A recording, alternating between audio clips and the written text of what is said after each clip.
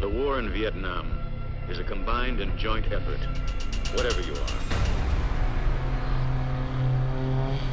The U.S. effort to our Vietnamese allies is a vast and comprehensive one.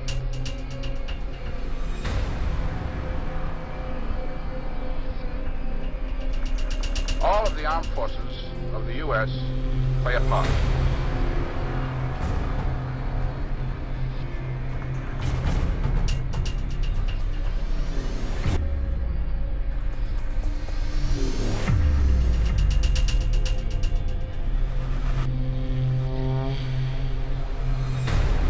In the final analysis, it's their war. They're the ones who have to win it or lose it.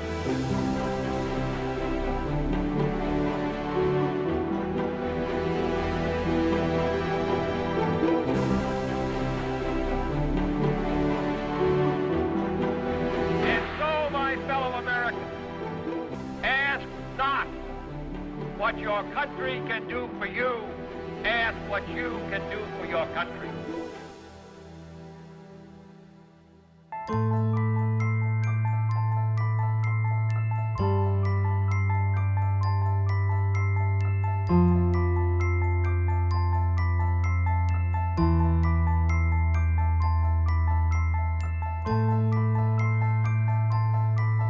Is the dropping of leaflets to warn civilians of the military vulnerability of their area or of impending airstrikes.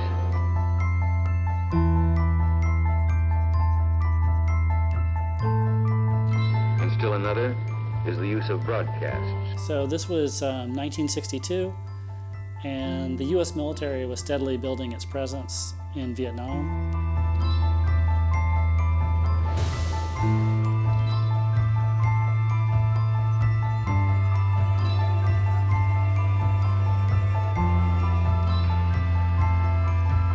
American involvement in Vietnam has been constant and costly since the French were pushed out. At least 61 American lives have been lost in battle with the communist Viet Cong. 16. And so there was a mission, and there were nearly 100 U.S. troops aboard a chartered flight. It was Flying Tiger Line Flight 739.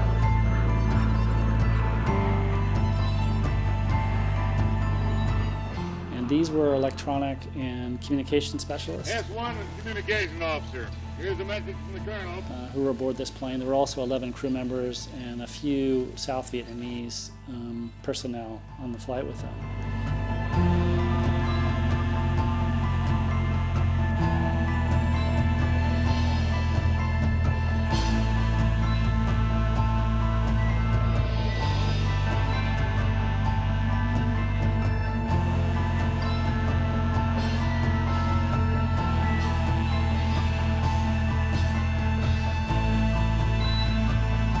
A small group of communication specialists make certain that the president is never out of touch with the nation or the world. We don't know exactly what their job was going to be when they got there, but the flight went missing somewhere between Guam and the Philippines.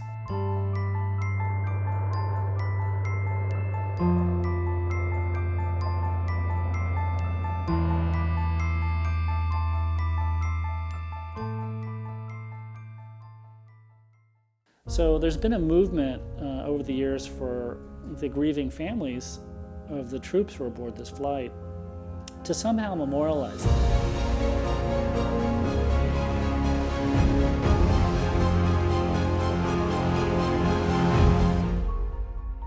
And so an organization, a nonprofit called Wreaths Across America, decided to take it upon themselves to erect their own monument up in Maine. And they invited the surviving loved ones of these troops up for an event, for an unveiling of the monument. We have gathered here in beautiful Down East Maine to pay proper respects and thanks to the long overdue for many of you here today. It's been nearly 60 years since Flying Tiger Line Flight 739 went missing. And we know for many of you here today, you've been waiting a long time to see your loved ones' names etched in stone so they wouldn't be forgotten. When I started reporting on this, I had no idea about this mission. It was surprising to me. And it was personally interesting to me because my father served in Vietnam. So I asked Wreaths Across America, could you find any people in Georgia that are connected to this story? And they connected me with Jan Stephens, who lives up in Canton, Georgia. Her father was aboard this flight, and she was born just 5 months after he disappeared. My father's name was Lindsay Kirby Hester. He was in the military. I recently found out that he served in World War II during the American occupation at the end of World War II in 1945. He was 19 years old, and after that he came back home to LaGrange, Georgia, and finished high school and graduated at 21 years old. And that was in 1947. In 1948, he was in Korea. Track trajectory of the round. He was there in 49 and came home for Officer Training Corps. I think it was somewhere in the early 50s that he and my mother met.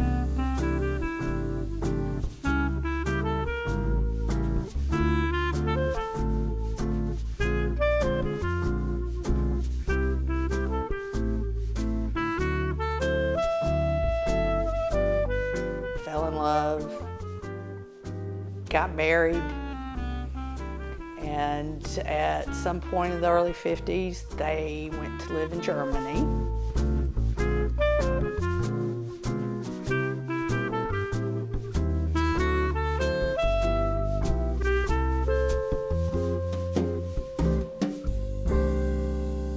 Her father was a senior non-commissioned officer with extensive training who had served, again, in post-World War II in Germany, had also served in Korea in the run-up to the war. People out there on the fighting line. You at home. There's so much that I don't know that I'm still learning about. And so Jan has been collecting steadily photographs and letters and his military records from her father.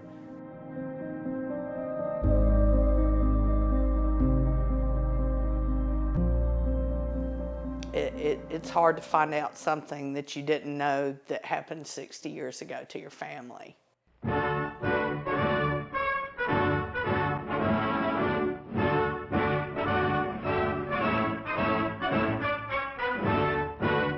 "402 correspondents from many nations gather at the State Department in Washington, D.C. to attend President John F. Kennedy's news conference.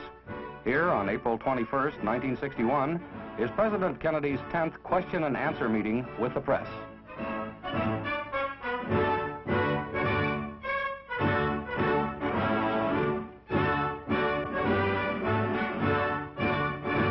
I think we face an extremely serious and intensified struggle with the communists. I would hope that all those who strongly are concerned about it would address themselves to the kinds of problems which are created by Laos, Vietnam. Vietnam became the American key to the security of Southeast Asia soon after the end of French colonial rule there in 1954. The country was split in half at the 17th parallel. The North fell under communist rule. The South was turned free. He and 92 other Army Rangers were selected to go on a mission to Saigon, Vietnam. I don't think that unless a greater effort is made by the government to win popular support, that the war can be won out there. In the final analysis, it's their war. They're the ones who have to win it or lose it. We can help them. We can give them equipment. We can send our men out there as advisors.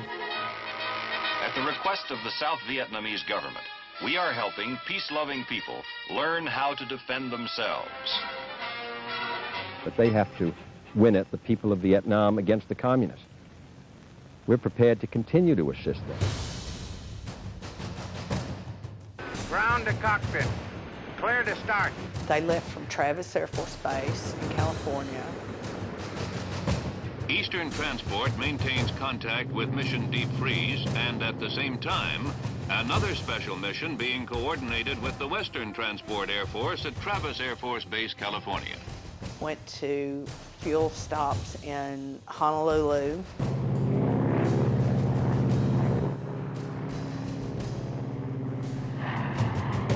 Waikiki, wish you were here. And on the back, it says 5 a.m., 14th of March in Honolulu. Dear Gigi, this is just a card to let you know, okay so far. Next stop, Wake Island, then Guam, then Manila, then Saigon. The Corvair jet spoiled me. We are on Flying Tigers Airlines Super Constellation, and it's like a slow freight. Should arrive at destination Friday morning. Take care, and I love you. Bye-bye, Curb. Then they went on to refuel in Wake Island and Guam. And when they left Guam, 2 hours into the flight, communications were lost. But the flight went missing somewhere between Guam and the Philippines. And the Civil Aeronautics Board, which was an early version of the National Transportation Safety Board, investigated, and they put out a 16-page report. That's really the only document that is out today that describes what happened and the investigation into it.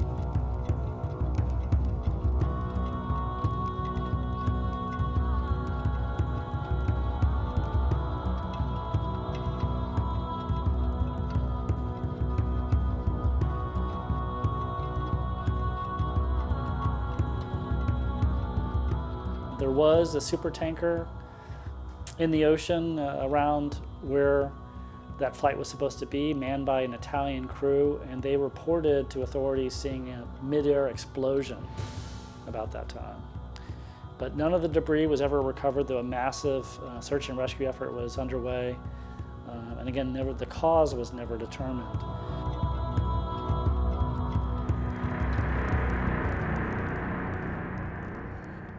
So the thing that's really frustrating about this story is it's a mystery, much of it still. What are we, decades later now, that we still don't know the cause of the crash. There's no wreckage ever recovered, and there's really no public records that I've been able to obtain for my reporting other than the original Civil Aeronautics Board report, the 16-page report, which is pretty thin.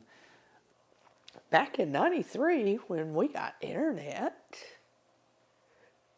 as soon as I plugged my phone line into AOL, first thing I did was start searching for his records. As a journalist, it's really frustrating that there's no bigger paper trail here. No other records that I could get to advance the story even further than what's already been reported out there. The things that I found were all just almost completely redacted. Jan kept the original telegrams that came to her mother, informing her that her father was missing. Mrs. Janice A. Hester, in care of Mrs. Bowman Allen, General Delivery, Shaman, Alabama. The Secretary of the Army has asked me to express his deep regret that your husband, Sergeant First Class Lindsay K. Hester, was a passenger aboard a chartered aircraft that was reported missing while in flight over the Pacific Ocean on 15 March 1962. Air and sea rescue searches are being conducted, and as soon as additional information becomes available, you will be further advised. You have my deepest sympathy during this trying time. His father, Mr. Russ K. Hester, has also been notified. This telegram is to her mother saying that her husband was considered as having perished on March 16, 1962, together with all other passengers aboard the ill-fated aircraft. And this part was particularly moving for me, where it said, "The Secretary of the Army has asked me to express his regret at the sorrow this message brings to you." And this was from the Major General J.C. Lambert, who was then the Army's Adjutant General. So this was a connection to the past, and it was particularly moving to see these telegrams. Okay, this is the last letter that I think my mom ever got from my dad. And then the letters is what really got me. There was these letters back and forth between her mother and her father around the time that he was getting on this flight, and he was, sweetly calling her pet names and talking about how she must be X number of months pregnant at the time with their daughter, and talking about potential names for their daughter.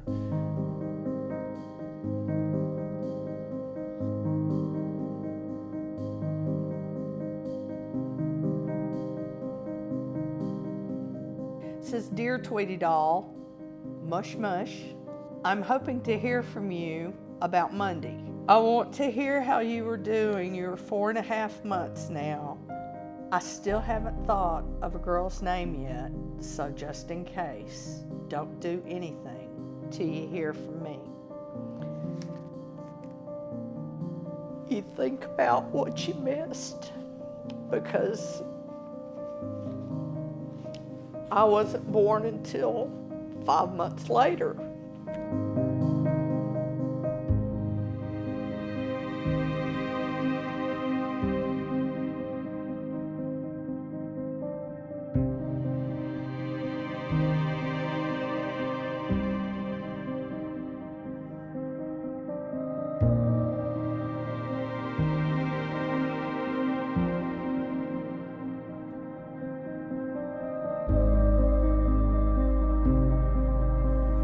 I didn't want it to be over, so every once in a while I'll get them out and I'll read them again. It was a particularly compelling part of the story that she was born, 5 months after her father went missing. And all she has is the memories that her mother shared with her, the letters she's been able to gather between her mother and her father's military records, and some photographs. So for her, it had to be quite emotional to go up to Maine and to see this memorial for the first time.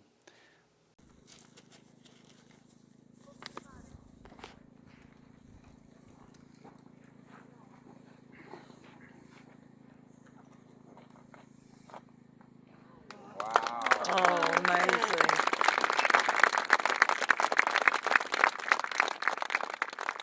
The monument, it's so much more than I ever expected. Families of Flying Tiger Line Flight 739, passengers and crew. I got out there and I was with people like me.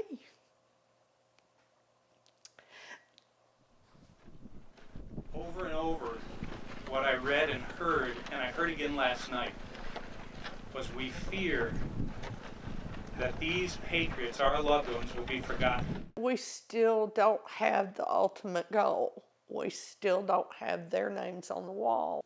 And there are a number of these family members who want their loved ones' names included on the Vietnam Veteran War Memorial in Washington, D.C.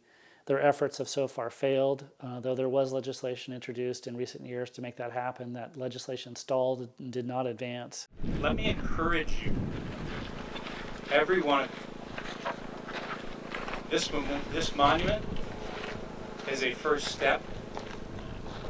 There are many to come. I want to encourage you that there are, as Wayne has already mentioned, commemorative partners who have come alongside the Vietnam War commemoration across the nation, all 56 U.S. states, territories, and the district. There are millions of readers and viewers who know about this story because of what they've said, and your interviews. Jen, your interviews. Clifton, your interview. We're We're reading it as an American public, perhaps becoming aware for the very first time of your loss. And as I said, I think there's more to come.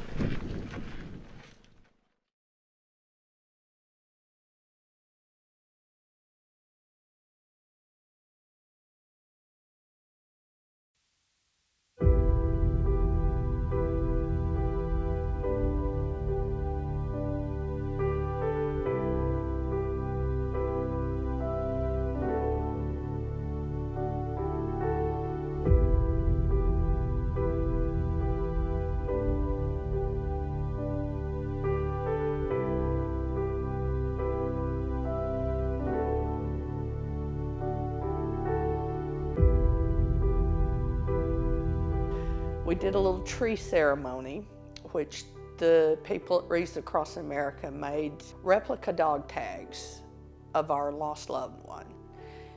Their forest there, they give you a tree, and this tree will never be cut down, and it's your tree, and you hang your loved one's dog tags in it.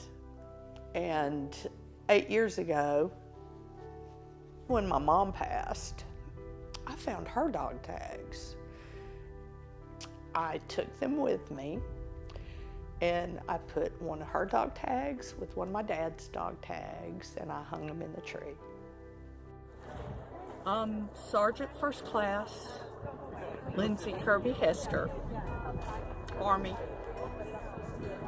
3/16/1962, Tiger Flight 739.